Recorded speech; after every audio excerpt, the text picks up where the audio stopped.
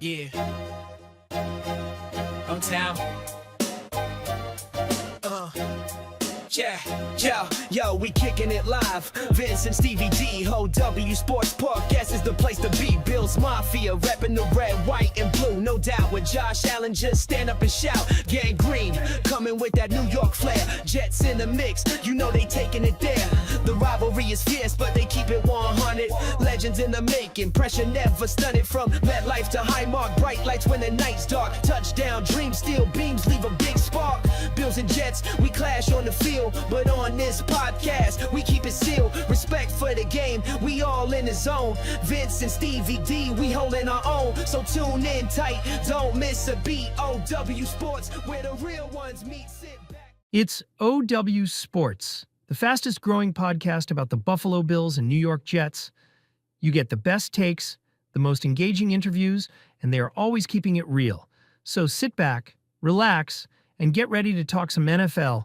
Now here's your hosts, Vince and Stevie D.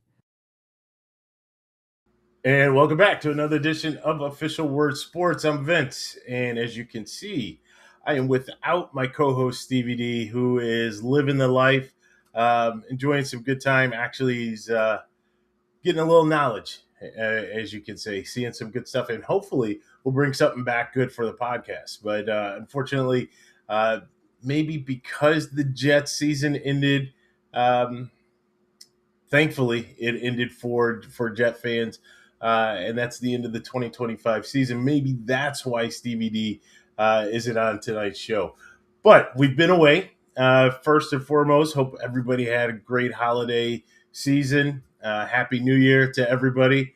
Happy New Year to our Buffalo Bills. As we turn the page, we start fresh. We start new in 2026. And that start obviously started when we played the Jets, but really things get started for the second season as we head to Duval to take on the Jacksonville Jaguars in the Wildcard round of this year's playoffs.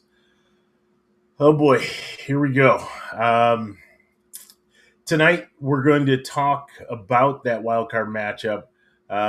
Going down to Jacksonville, I have nightmares of going down there. Each and every year it seems like we're the better team, and we just don't end up on the right side on the scoreboard. Everybody talks about when we played Jacksonville, where that was Kelly's last game. You can remember the dysfunction that's happened there. And then you look at the injury list. We're a better team. What can you say? We're a better team. We're more experienced. But there's some things missing, and when you look at the injury list, the list just goes on and on and on. So we're gonna dig into that one and hopefully be able to come to some consensus as to what the outcome of the game is going to be. Again, we're not your betting site, so I'm not going to tell you against the odds or any of the player props or anything like that. But definitely want to talk a little bit about some of the matchups and key players that we see and we think can play a pivotal role if the Bills are to be successful in this wildcard matchup. So the first thing I wanted to talk about, and as you guys know, we always like to start our show where we take a look around the league. So there's some happenings that go on in the NFL. What do they call it? It is Black Monday, the day after the NFL season ends, and they didn't disappoint. Some surprises, I will say. I will say. The first was you had Raheem Morris. That hit as soon as the clock struck 12. I mean, Raheem was done. Stevie D and I were talking about it. Raheem had a tough season. The Falcons did. I think Arthur Blank looked at that season and said, what's going on here, guys? We could have been a contender for the playoff spot. I think he looked at it that way. The team played well down the stretch, especially with Kirk Cousins, which, what do you get with Cousins? You're going to get good and you're going to get bad. More often than not, the bad will come in key pivotal games or in the playoffs. And so where he had nothing to play for, especially down the stretch, you saw the Falcons really start to come to life. And, their victory over the Saints was the undoing for the Tampa Bay Buccaneers. The Buccaneers, they beat the Carolina Panthers, which is what they needed to do. But then it came down to the winner between the Saints and the Falcons. And if you had to root for Tyler Shuck in the Saints, oh, good luck. And so the Falcons, they prevailed, and Carolina makes their way through. It's a one and done, right? So they're in just for namesake. I don't see Carolina going any further. Tampa, I do think, had a better shot of at least advancing, maybe. When you look at the weapons that the Buccaneers have, you look at what Baker Mayfield has to throw to. He's got 3 top-tier wide receivers. He's got a 4th in Johnson on the way. So he's got weapons. He's got a nice tight end. They have 2 good running backs in Irving and White. So offensively, they're there. You have Todd Bowles, who's the defensive coach, and yes, they had some injuries. But something happened on that defense. But you have enough on the offensive side to get you going, to keep you going. So I really do think that Tampa would have been a better selection, but they lost, right? So it wasn't on, who looks better in a swimsuit. It was based on, the performance, and, they just couldn't. And honestly, Tampa, there should be no tears, because it comes down to 3rd and 28. The Buccaneers had a 3rd and 28 against the Falcons. The Falcons on 3rd down completed a pass for 14 yards, cut it in half. And then on 4th down, they converted. And that was it. They went in to score. That ended the game. And you can say that the Tampa Bay Buccaneers playoff hopes, those ended with that 3rd and 28. You can see the frustration for Mike Evans as he was going in. Todd Bowles ripped everybody a new one, especially focused on the defense, ripped everybody a new one. And so they're out. Carolina's in. Carolina goes up against the Rams. We're going to talk a little bit about the Rams just for the fact that they have Puka Nacua. I don't think anything else needs to be said. Puka Nacua is definitely must watch when it comes to the NFL. This guy makes all the catches. You talk about toe tap, you talk about one hand, you talk about clutch, you talk about whatever, yak. This guy is it. And to be able to watch them, unfortunately, with a 12-5 record, like somebody else we know, that does not give you the division. And so they find themselves in the wild card round. They are the top wild card seed. Thus, they're playing the Carolina Panthers. I definitely see the Rams moving forward. As we continue to look around the league and some of the different matchups that we have going on, you have the Green Bay Packers and the Chicago Bears. I love the matchup, love it, and I think it's great for a wild card first round type game. You have 2 teams that don't like each other. You have 2 teams, same division. And the intrigue that you have here is you have the Chicago Bears, the 2nd seed in the NFC. We didn't call that here on OWSports. We definitely did not call the Chicago Bears to be the number 2 seed, but we did call them to be a wild card playoff team. And that they did. They did not disappoint us whatsoever. I think we saw what a good offensive mind and a good offensive coach can do to a struggling team. This team, when you look at Chicago, under Eberflus and Nagy and all the others that have been there, they have struggled. They have struggled. And they have talent. They brought in talent. You thought it was going to be their year, and it never was. And then Ben Johnson comes in. And all he does is just kind of give Caleb Williams the confidence that we would see at USC when he played at USC, and what we thought we'd see with him being a number 1 overall selection. We saw him emerge, and you see the weapons that they have on offense and the ability to come back late in games and to get those victories is really what propelled them to the number 2 seed. So you have the Ben Johnson influence, and then they're going up against Green Bay, and Green Bay is really more of an enigma because I think we all expected Green Bay to be a lot better than just a 9-7 type team. You can say it's the loss of Micah Parsons, but it really isn't, because if you think about it, they didn't have Parsons at the beginning of the year. They lost him at the end of the year because of the injury. So there's a lot going on there. And really, it boils down to the injury factor. You have Jordan Love hurt, then you had Malik Willis getting hurt. But just inconsistent play, and then even when people were healthy, you had the inconsistent play, and now you have the injuries. But no matter what you have, what do they say? You have to throw everything out the window when you have a rivalry game, and that's what we have here. So that's going to be an intriguing matchup. I still think Chicago is going to be the one to prevail. The other game out of the NFC is going to be San Francisco and Philadelphia. Now, Philadelphia may be the number 3 seed. They may be the home team. But I'm going to tell you right now, San Francisco, and as much as I'm not a fan of Brock Purdy, San Francisco is going to absolutely annihilate the Eagles. Eagles have a good defense. Yes, they do. But Jalen Hurts and that offense, they struggle. They don't know how to give the ball to number 26. They don't know how to spread the ball to the 3 weapons the main weapons that they have, whether it be the wide receivers or the tight end and Goddard. They just don't know how to do it. And you heard all the rumblings going on early on in the year. You know, you had Brown talking about, you have to throw me the ball. I need the ball. And it just did not happen, right? And then all of a sudden they started forcing him the ball. But when they forced him the ball, they started to take it away from Saquon.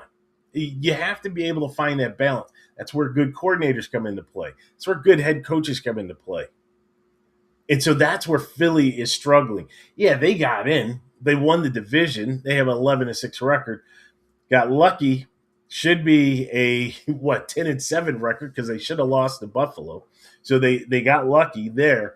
But they're just not good, right? And whether or not it's a Super Bowl hangover or just the fact that all the moves that Howie made didn't pay off on the offensive side, could be coaching.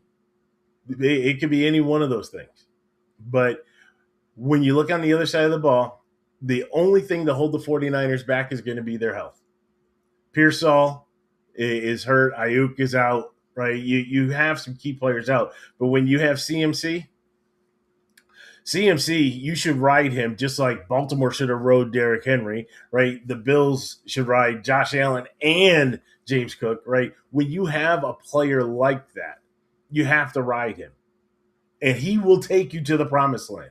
That's for sure. So I do like the 49ers coming out of that being a low seed. So if I had to give my predictions, I'm taking 2 of the lower seeds. I'm taking the Rams, which in fairness, they are only a lower seed by the fact that they're in such a tough division, and they ended up being second in that division. So I'm only taking them for that reason. So the Rams as the 5 seed. I'm taking the Bears as the number 2 seed, and then I'm taking the 49ers as the number 6 seed. Okay. Flipping over to the AFC. This is where the real men are. This is where hey, there's Mark Burstein. How are you? Yep. And keep in mind, Mark, this is not a gambling show. But as we flip over to the AFC side, again, this is where the real men are playing, because, I mean, you have some serious heavy hitters on this side of the bracket. You have Denver that comes in with a 14-3 record. Definitely one of the best defenses in the AFC. You have the Houston Texans. They have a stout defense over there. Jacksonville's defense has been playing really well. You have New England's defense, which is okay, right? It's okay.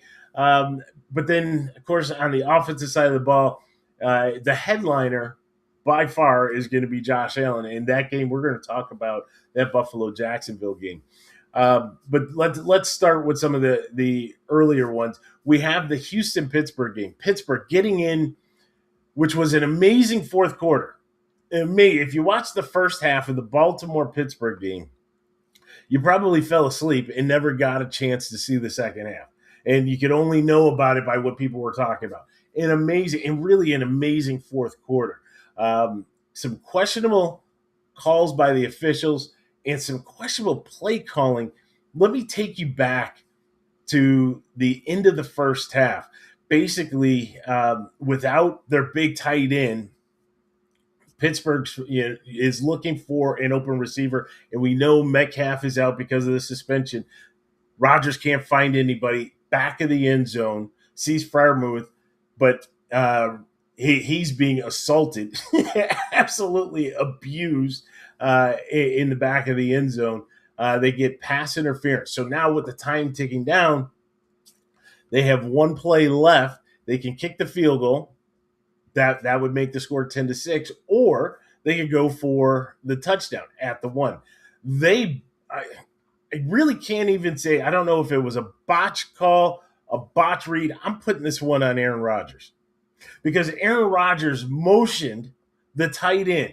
Obviously, he started the motion either to draw the coverage if it was man, but then he should have had the tight end come back because they ended up running a pitch play to the weak side, and there was only one wide receiver there to do any type of blocking, and it left it there for Gainwell to do one-on-one and basically one-on-two against the defense for the Ravens, of which they stopped them for like a 4-yard loss. Into the end of half, Steelers get no points.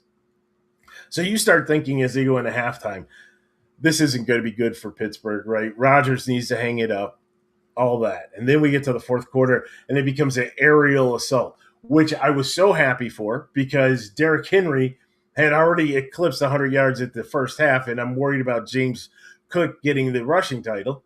But then we get the aerial assault. And basically it comes down, Pittsburgh's got the lead, 26-24. Baltimore comes down. The much maligned, we'll say, Lamar Jackson is able to drive the team down into field goal range. Now, remember, Justin Tucker had some issues last year where he ended up finding himself cut because of trying to relive the Deshaun Watson fantasy is basically what happened there. And so they draft a kicker. Their rookie kicker comes in. I mean, we're talking chip shot field goal, and he pushes it right. No, and this is not a Florida State. This is not a Buffalo Bills, but yes, it did go right. And so Baltimore ends up losing that game, and so they find themselves on the outside looking in. So they are golfing. They are at the tee box with some of the other teams in the league, like the Lions, and like the Dolphins, going to be watching the playoffs. While the Steelers, they find themselves going to Houston Energy Stadium to take on the Houston Texans. This is not a good matchup for Pittsburgh. And really, there's no good matchup when you're on the offensive side of the ball going against Houston.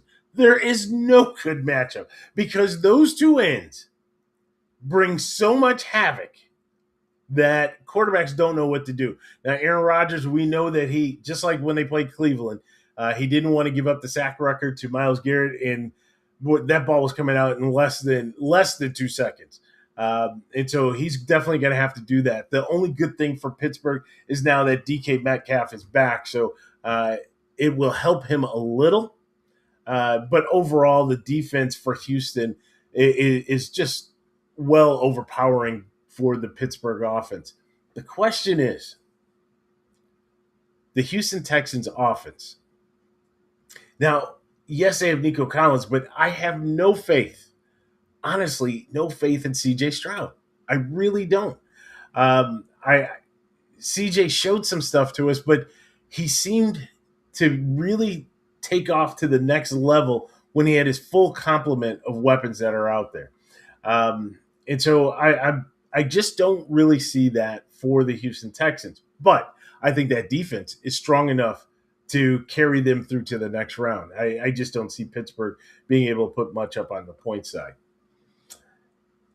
Then we go to Foxborough, where you have Harbaugh going on to take on Vrabel. Now, I'm looking at this one, and honestly, when everybody knows I hate the Patriots, I'm not even going to try to sugarcoat that one. Hate the Patriots, but I have no faith in Justin Herbert. I have no faith in the Chargers. I think that this one is going to be a surgical dissection of the Chargers. New England's just going to go through them. It's their opening playoff run without Belichick, without PED 12. Right? I still refuse to call him by his name. I think that this is going to be an easy one for them. And with Denver having the bye, that leads me to the Bills in Jacksonville. And obviously, since we do talk the Bills and the Jets on this podcast, but for this one, we do talk the Bills.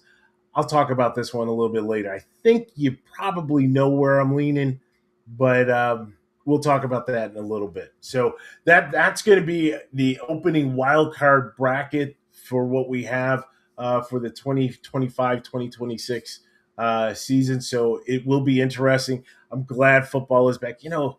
No football on Monday. You kind of didn't know what to do, right? Kind of itching a little bit already, going through a little bit of withdrawal, but knowing that the playoffs are coming up this weekend, it will be exciting. So let me segue a little bit out here because it is always the time of year where the awards are given out. And there's a lot of debate talking about the MVP of the league for this year. I don't know what it is with the media trying to force feed us the Patriots. Drake May had a good year, and I'm going to talk about the MVP, and I'll just tease it right there. He had a good year. We'll see if that really matters when it comes down to the MVP selection. When we start looking at some of the other awards that are going on, let's start first and foremost with the Defensive Rookie of the Year. I love this because, in my opinion, it comes down to two players, right?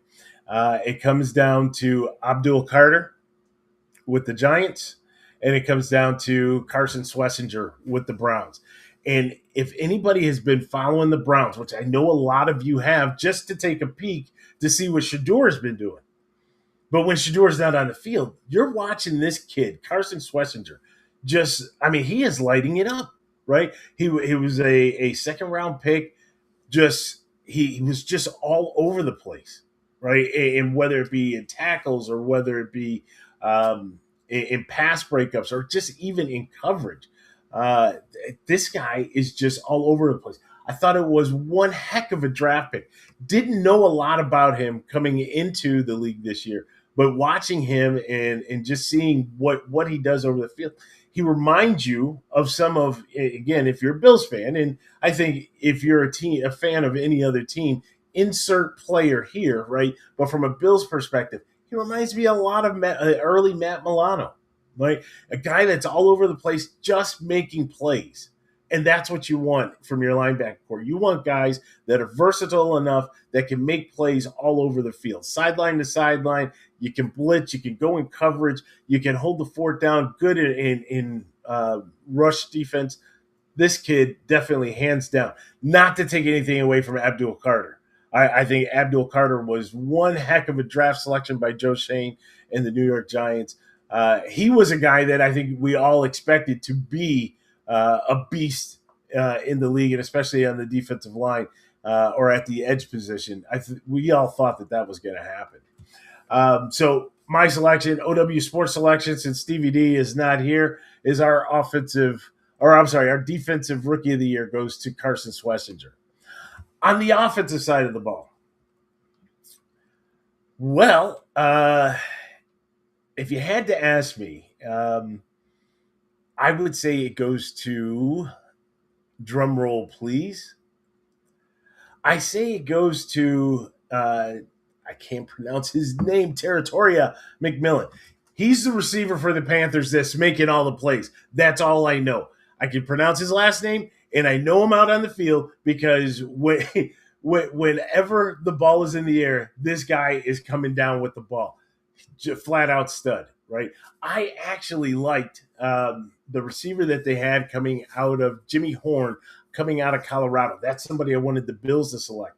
Has the speed and the elusiveness. So he's a rookie in this class, but McMillan just took off, catapulted, right? And so from that perspective, he definitely is going to be or should be the offensive rookie of the year. When you look at it, though, there was, early on in the season, we all thought that this was just going to be a runaway from Jackson Dart.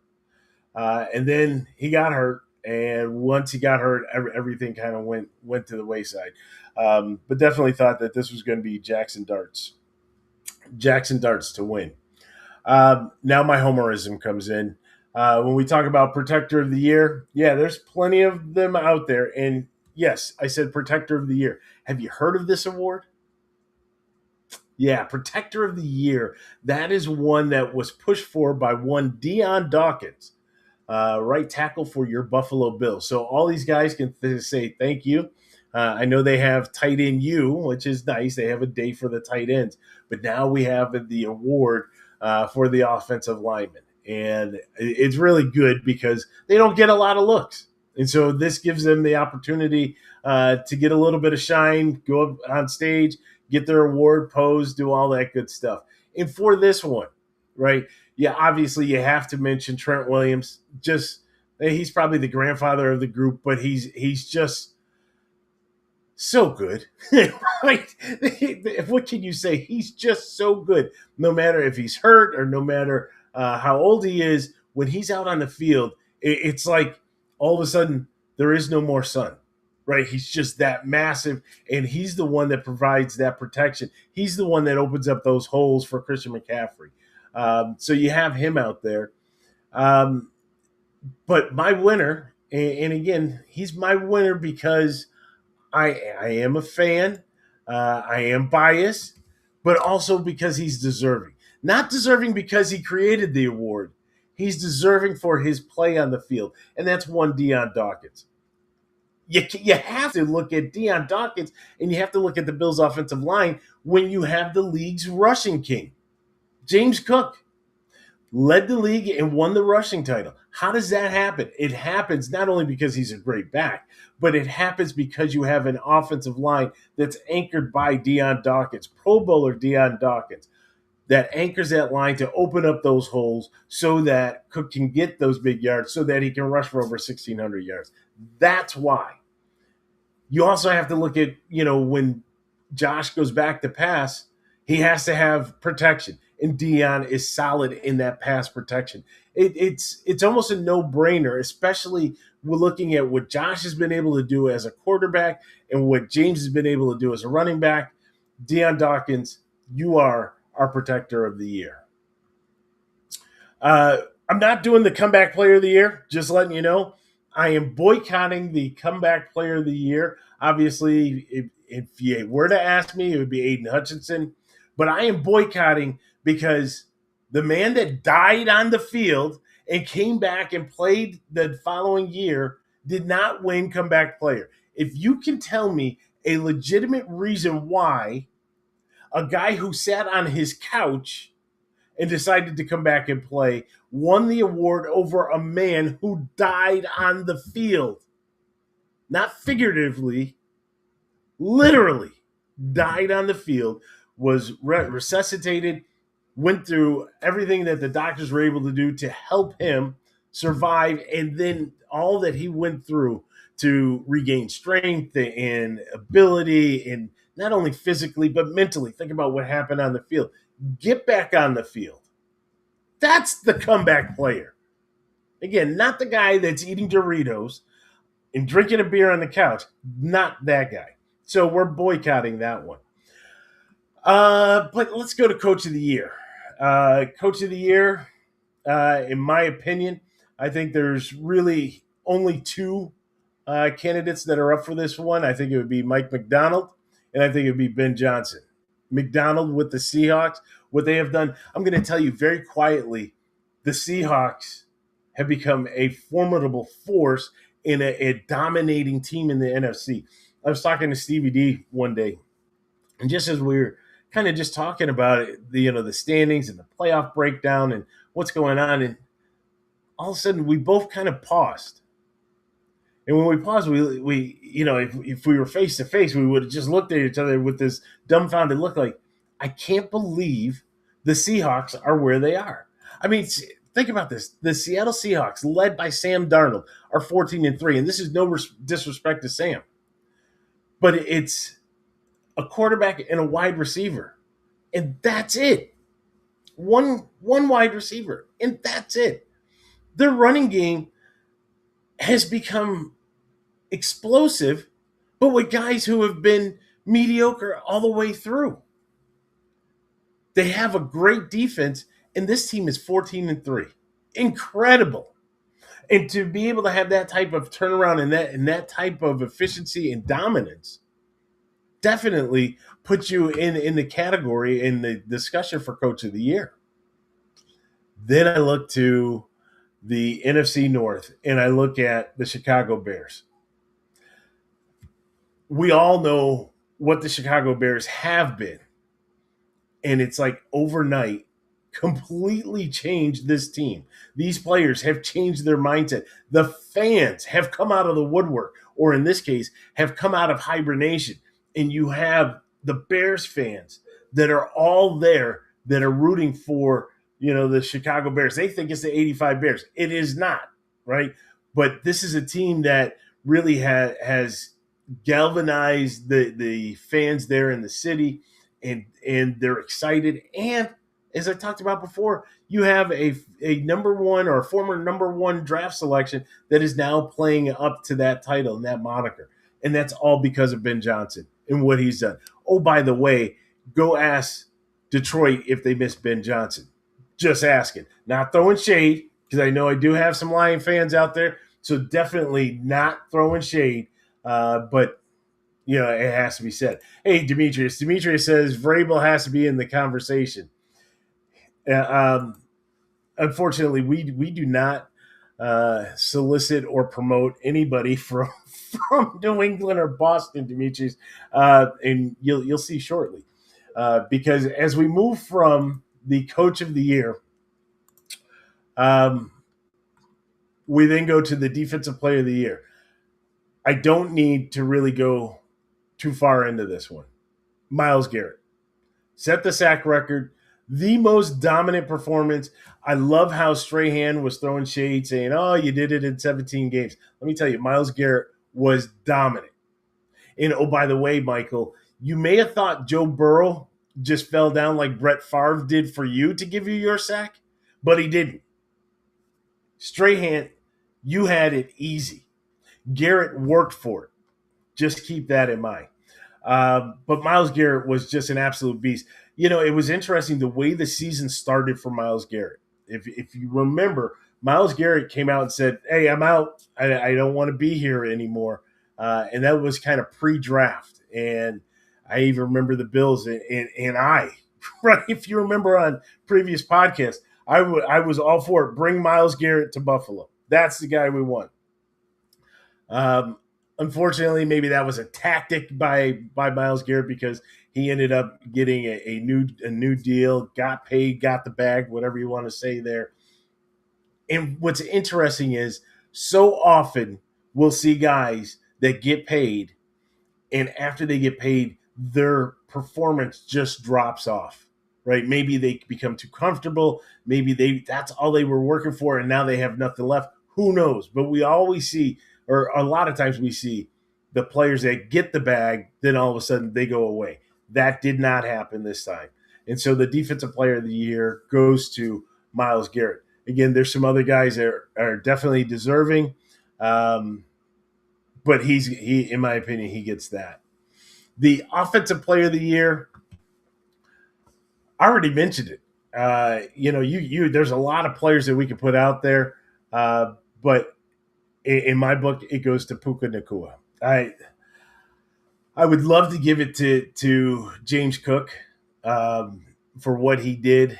But the fact that he didn't get to 2,000 yards, all-purpose 2,000 yards, you could have the conversation between Christian McCaffrey and Puka Nacua. You could even throw in Jackson Smith in Jigba. You could have it. Funny enough, all three in the same division. But just watching Puka, if I know they have Devontae Adams, but you take Puka off of that roster, tell me where the Rams are, right? They're already a 5 seed, probably less than that, questioning whether or not they make the playoffs. It's that type of impact, that type of influence. He's the guy that put Matt Stafford into the MVP conversation. He's just that good, that dominant. And again, highlight reel catches, the consistent over the middle catches, the sideline catches. This guy is really the real deal. So the Offensive Player of the Year, Puka Nacua. All right. It comes down to this, the MVP. The question is, does Josh return for back-to-back MVPs? I would love to say yes. Unfortunately, Brandon Beane stopped that one early. Joe Brady has stopped that. So Josh, unfortunately, in my opinion, will not be the MVP. However,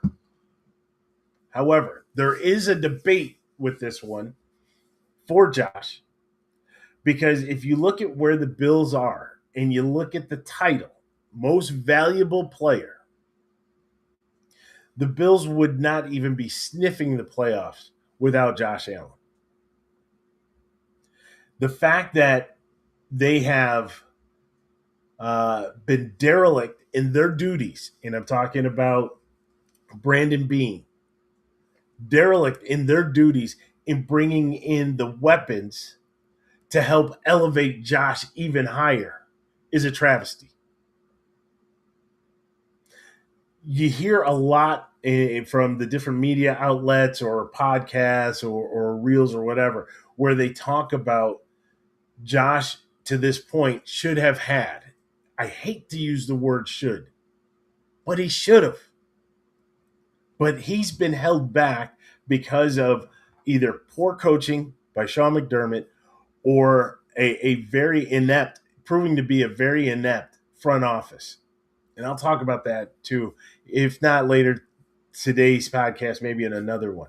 But unfortunately, this is a numbers-driven type award, right? It's not truly who's the most valuable, who has really done the most for their team. That's not it here.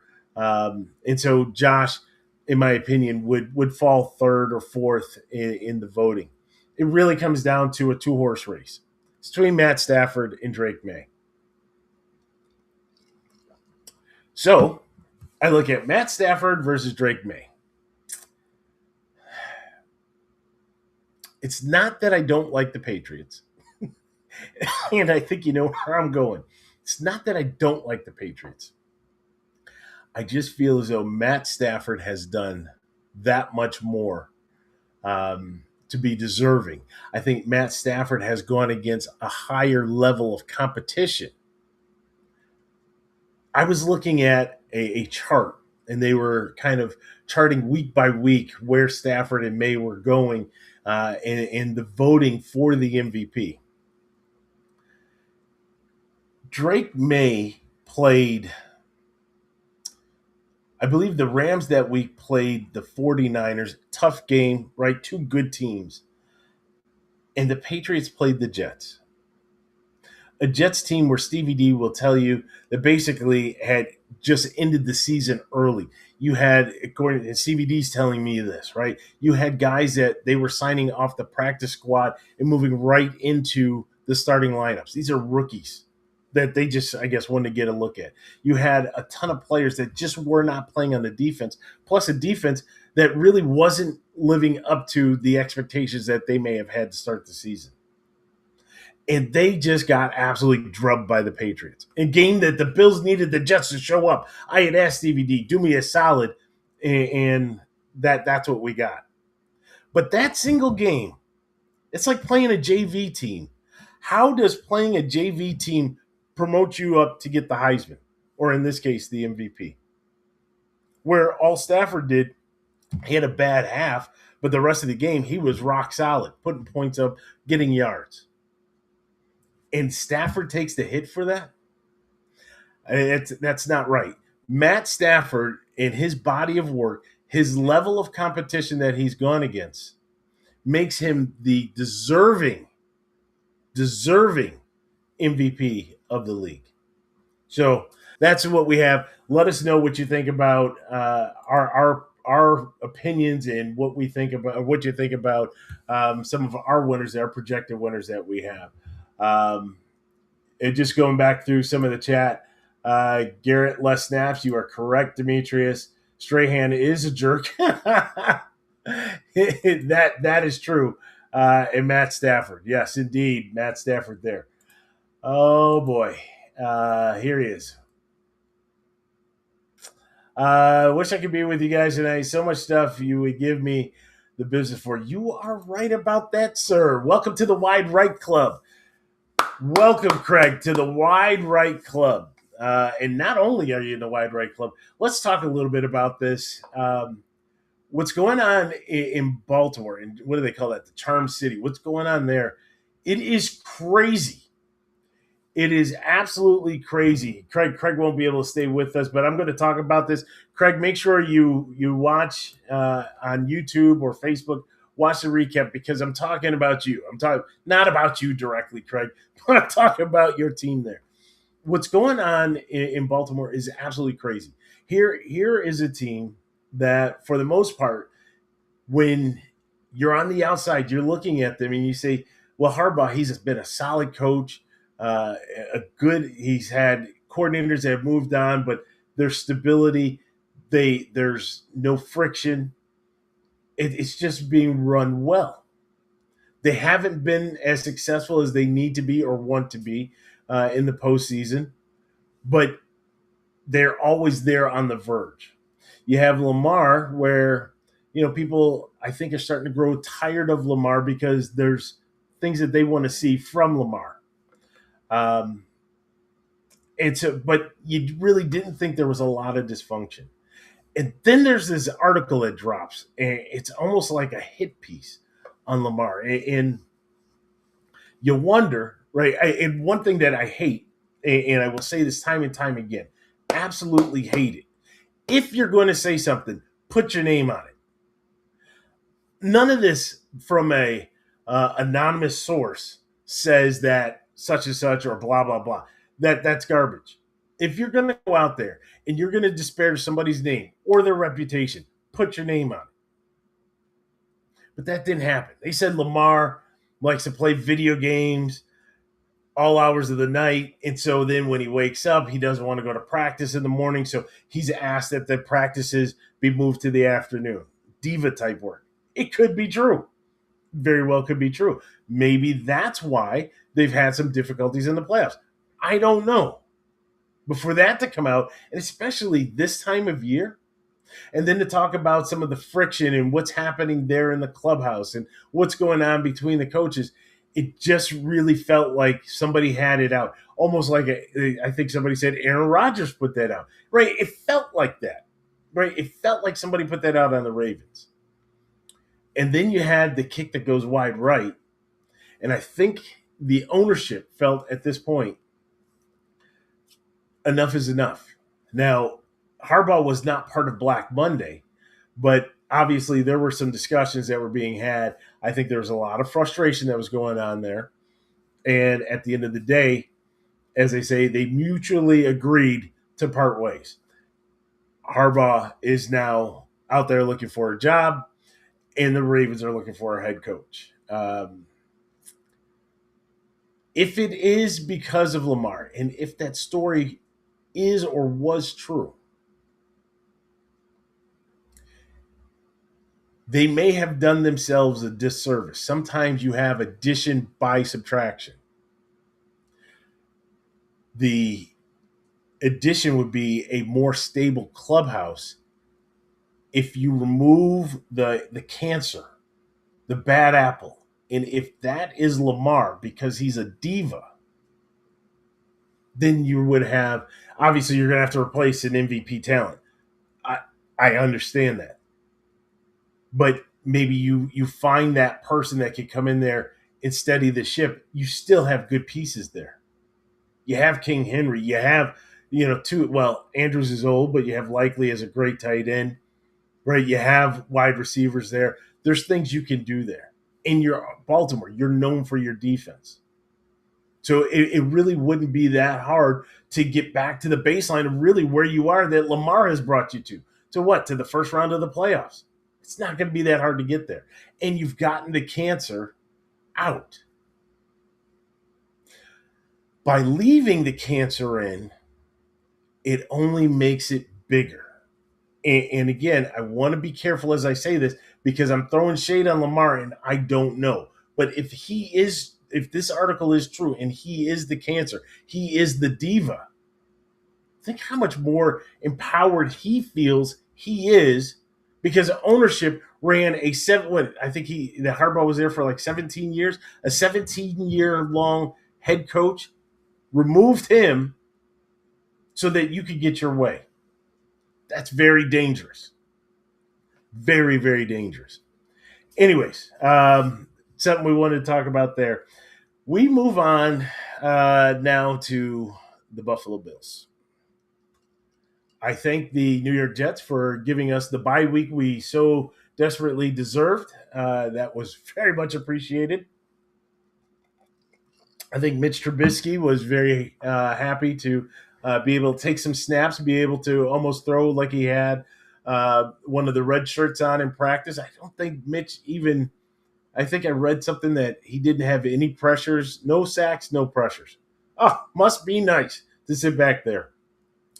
And it was a game for records, right, to continue records or to maintain records, and it was a game for bonuses. That's really what it was until Max Harrison gets hurt.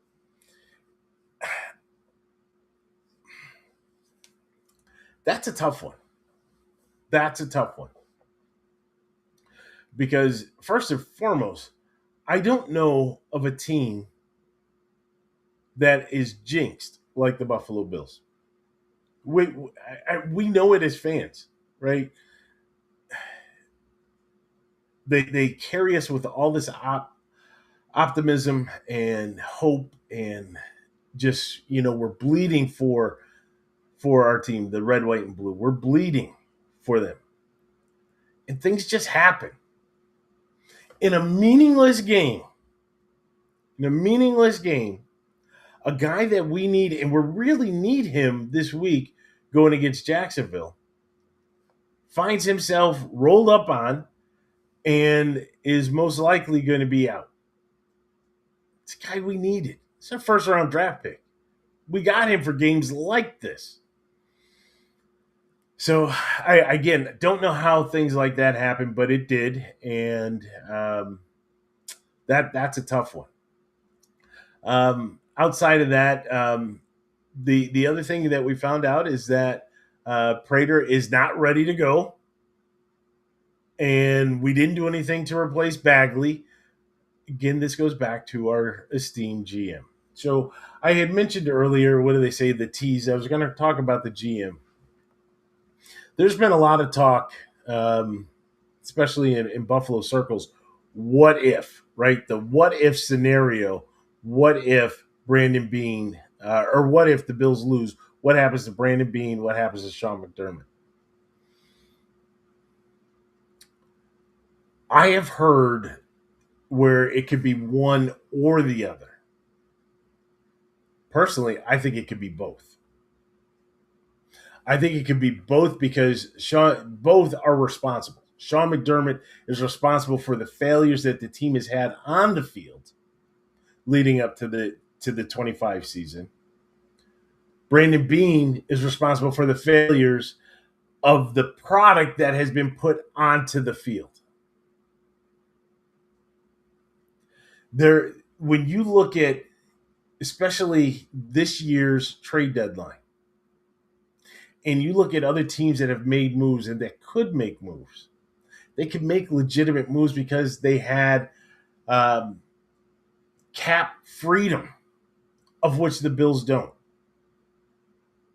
If you remember, when Doug Whaley was fired, part of the reason for him being fired was the inability to manipulate or to control the cap. Brandon Beane comes in, pounding his chest, saying that they'll be able to get the cap under control. We saw a lot of good players that were jettisoned, some rightly, right? We've seen some of those players replaced, fair enough. We saw the drafting of Josh Allen, technically under Doug Whaley's watch, but it was in transition because Whaley was fired like 2 weeks later. But after that, you look at the draft picks that you want to give kudos to. There's not really a number one that you can give kudos to Brandon Beane. You can start with the second round picks, right? We've had some good second round picks. Jimmy Cook is one of them. Most of their picks hit later on, right? Fourth and fifth round picks. I blame him for AJ Epinesa, that's for sure. And I'm surprised I said his name. We probably haven't been on the podcast as much as we needed to be with the 2-week hiatus, and I forgot we call him number 57. But the fact that that's the guy you drafted in the second round over J.K. Dobbins at the time, that's the talent you thought you had? Okay, Brandon. And then you look at where we are now. We think we know of the dysfunction with Stephon Diggs. We don't know if that was locker room. We don't know if that was Josh. We don't know if that was Diggs. We don't know. But we ran Diggs out of town. We didn't re-sign Gabe Davis, and rightly so. I don't think the amount of money that he was commanding at that time was worth the production that we were getting from him on the field. I do like him, and I've talked about it on the podcast. I thought he brought an element to this team that sometimes did not resonate with the numbers for catches, but you can see the production on the field. But we let him go. And what do we have? I'm a Keon Coleman fan, not going to lie, partly because he's a Seminole. Partly because he's funny. He's a character like Mac Hollins. I think Keon Coleman is the guy that you want to hang out with. You have a good time with. He's one of your boys. I also saw him at Florida State. And what I saw at Florida State has not translated to the NFL. I'm not sure what happened there. It's not ability, because he has the ability. Has he been able to take that ability and have it morph into an NFL-type wide receiver? Good question, because we haven't seen it. Occasionally we see a spark, but then we go away from that. The coaching staff of the Buffalo Bills, the coordinator, offensive coordinator, the game plans that are called are not great game plans. And it's not because of the talent. It's almost because they're afraid themselves of calling the right game, putting the players into the right position to be successful. I can line up those 5 guys that are out there, and I can make them successful. Maybe for a season, maybe 2. They're not going to be Hall of Famers. And we saw this done in Foxborough. We talked about this on the podcast. If you put the square peg into the square slot, you're good. The round peg into the round hole, you're good.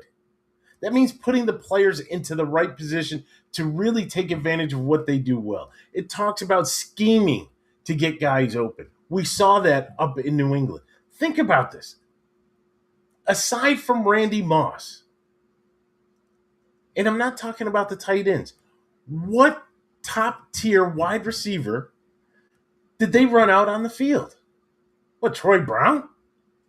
They didn't. But what they did for the seasons that they were there, they designed and they schemed these guys to be wide open, whether it be yak plays or whether it be down the field. We could do the same thing, but we don't. And it puts a lot of pressure on the guys, especially if you're telling them to run certain routes and direct routes, and that's not their strong suit. So it does go to coaching. And if things don't work out right for us, I definitely could see more than just Brady. I think we can all admit Brady is all but gone at the end of this season. But we could see a change at the top. And on the other side of the house, even though they say that they're not linked together, we could see a change there from the general manager. You have a team that is in cap purgatory. You have a team that has failed to put key pieces, or especially around Josh. This is your prize. This is your prized possession, Josh Allen. And yes, Josh can do a lot on his own, but sometimes he needs help. Sometimes he just needs to stay as Clark Kent, but still be successful. And when you're failing to put those pieces around there to make life a little easier, you end up in second place and not winning your rightful AFC division. You end up losing in divisional rounds. You end up losing in the conference championship because you don't have all the pieces to take you to the top. Here's another thing when we're talking about Brandon Beane. Looking at the cap situation, I was taking a look, and as I'm looking, I'm trying to find the right comparison with the Buffalo Bills. Because everybody always says when you get the top quarterback, you're going to have to pay him, right? Your top 5, top 10 quarterback, you're going to have to pay him. Okay, fair enough. But then when I start to look at that, and I'm looking at the teams, I'm like, well, they got a top quarterback, and they got cap room. They got a top quarterback. They have cap room. Why don't we have any cap room? Why? Bad contracts? Goes back to your GM. Bad deals put us in cap purgatory. Being in cap purgatory doesn't allow us to be able to sign all the people we need to sign. That's basically what it boils down to. So we'll see. But I don't want to think negative. I want to look at this game as an opportunity. Not because there's no Patrick Mahomes, which I've talked about again on previous podcasts. I'd much rather go against the Kansas City Chiefs in the playoffs and beat the Kansas City Chiefs in the playoffs on my road to a championship. Because I don't want my run to be tainted with people saying, oh, but you didn't play against the Chiefs. The Chiefs always beat you in the playoffs, and I don't want to hear it. So if that's what I got to bust through, then that's what I want to bust through. But I do look at the Jacksonville Jaguars. They have a good team. They do. Upstart, kind of, if you will, right? You look at where Trevor Lawrence is, and you think, well, this guy was almost about to be labeled a bust, and now here he is leading the team to the AFC South Division Championship, right? He was so close to being a bust. And you look at Travis Etienne. I liked him in college, and he and Trevor played college ball together at Clemson. But there's another one that just never really got over the hump, and you say, well, what changed? Liam Cohen, who's a guy that really I should have put into the conversation. He could be in the conversation with Ben Johnson for Coach of the Year because where he has the Jaguars now compared to where they were last year. I just think Liam Cohen, what he did to start his coaching career with the Jags, that kind of hurts. But he seems to be that's the X factor there. That's what was able to bring up Travis Etienne and Trevor Lawrence. All these T's, and then there's another T, and unfortunately he's hurt, and that's Travis Hunter. Right? He's out for the remainder of the season. But it was Liam Cohen, his offensive mind, his ingenuity, able to help propel the Jacksonville Jaguars to where they are. They have a solid defense. I don't fear the defense like I fear the defenses of some other teams. Maybe like a Houston who really took it to us, or like a Seattle, right? These are teams that have top-notch defenses that really would concern me. Again, we have Josh, but that would concern me. But I don't have that same level of fear. The only thing that does bother me is just going to Jacksonville. I know that every season is different. I know that every team is different. There's different players. There's different coaches. Everything is different. But it just seems like when we go there, we don't come away with success, and that concerns me. But I do believe that this year will be different. I think this year is different in as much as we talk about the deficiencies that the Bills have. They still have, again, they have the Russian king. There's a new king in town, Derek. Jimmy Cook. They have him. They have one of the league's best offensive lines. That they have. They have Superman under center. So they have the ability. They have the ability to be successful there. It's going to take Joe Brady to do the right thing. And hopefully, I know they say you should never overlook, but hopefully he's been preparing on a playoff, even though they didn't know who they were playing and where they'd be in the seed, but preparing a playoff game plan where it featured both Cook and Allen. Hopefully Allen's foot is better and it gives him the dual threat that we have come to know and love from Josh Allen. With that, coupled with a defense that I can't explain it.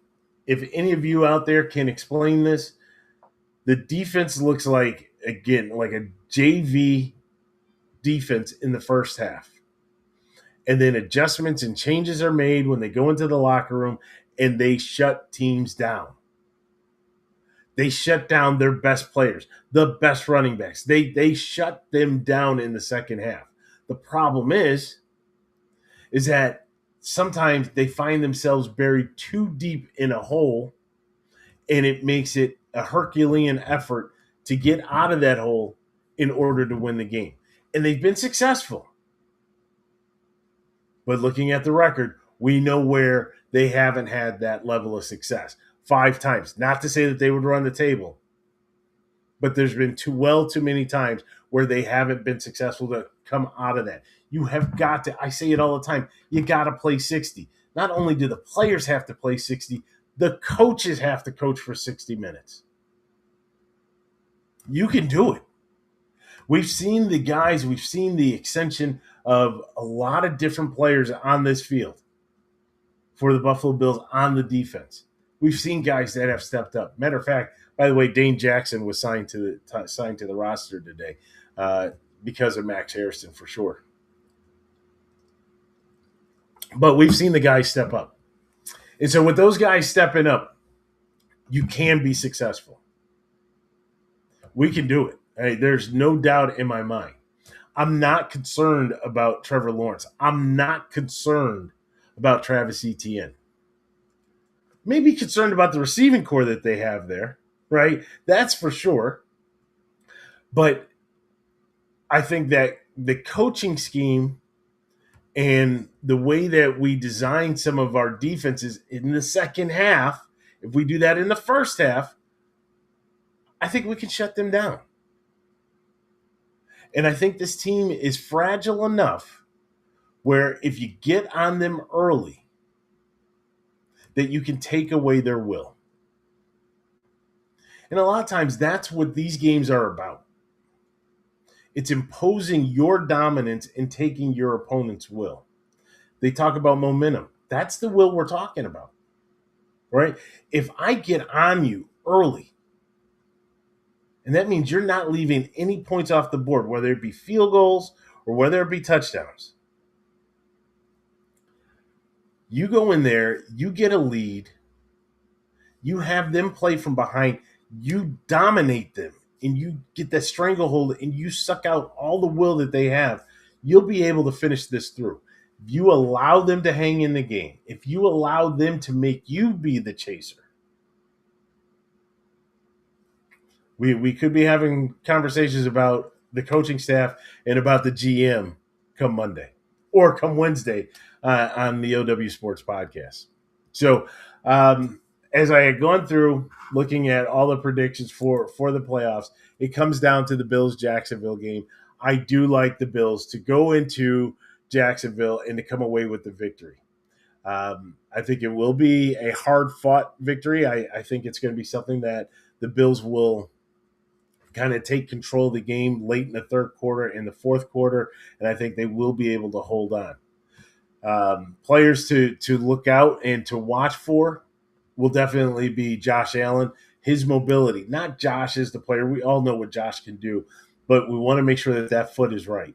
So that definitely going to be one of the key players there. Brandon Cooks, which in as much as I've taken a lot of shots there at Brandon Beane, finally got one right. I know you were throwing darts all over the place. McCole Hardman and Gabe Davis trying to find that piece that you couldn't get during the trade deadline. But Brandon Cooks brings that element that we so desperately need. Whether or not you catch the ball or not, who cares? The fact that you are willing to go deep will stretch the defense. It takes those safeties out of that box. It brings them back more than 15 yards because you can't let the guy get past you. Right? That's the key thing. You don't let the guy run past you. Right, Tampa Bay defense? And so by having Brandon Cooks there, that's going to open it up. It's going to open it up for Kincaid. It'll open it up for Knox. We already saw what it did for Knox over the last couple of games, but it's going to open it up for our tight ends there. It's going to open it up for other wide receivers, whether it be Palmer, whether it be Shakir, whoever it may be. So you needed that. We got somebody that can do it. Couple tosses down the field, that's all we really need there. I do think Cook will go for probably we'll give him 90 and a touch. I think Josh is going to throw for 2 and run for 1. I like the Bills to put up 28 points in this game, and I think that they will be able to hold Jacksonville to about 17. So that's what I'm looking at, 28-17 Bills. I feel good with that one. That feels good. I like that prediction. And hopefully when we come back on for our next podcast on Wednesday at 8 o'clock, hopefully, first of all, I'll have my co-host here with me, but we will be able to talk about the positives that came out of the wild card round and the positives going into the divisional round. Hopefully, we're not having that other conversation. So that's going to wrap this one up. Again, thanks for hanging in there with us. My co-host, Stevie D, will be back next week. We love having everybody here. Make sure you check us out on YouTube. Check us out on Facebook. You have our Facebook groups, Mafia Den and Jets Hanger. Make sure you're going there. A lot of good content, a lot of good conversations. So we welcome everybody who wants to join into those conversations. Thanks to those that chimed in and chatted here. Mark and Demetrius, Craig, thank you all for jumping in on the podcast. And as I normally say, that's going to wrap this one up. I'm Vince, and we'll talk to you soon.